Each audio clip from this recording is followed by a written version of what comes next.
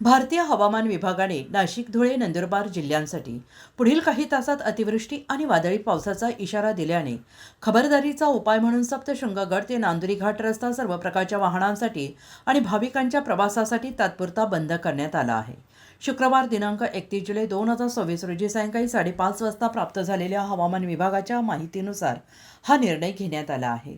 जिल्हाधिकारी नाशिक, सहाय्यक जिल्हाधिकारी तथा उपविभागीय दंडाधिकारी कळवण आणि तहसीलदार कळवण यांनी दिलेल्या सूचनेनुसार श्री सप्तशृंगगड निवासिनी देवी ट्रस्टने घाटमार्ग आज दिनांक 31 जुलै रोजी संध्याकाळी 5 वाजता बंद ठेवण्याची घोषणा केली.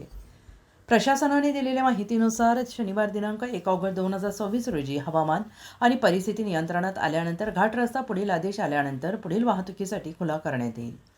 दरम्यान भक्त निवास विभागामार्फत आरक्षण केलेल्या भाविकांनी पुढील प्रशासकीय सूचना मिळेपर्यंत अत्यावश्यक कारणाशिवाय भक्त निवास परिसराच्या बाहेर पडू नये तसेच घाटमार्गावर प्रवास करू नये असे आवाहन विश्वस्त संस्थेकडून करण्यात आलं आहे.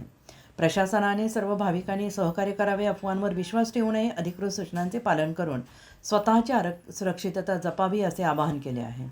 तुषार बर्डे, सप्तशृंगगड प्रतिनिधी.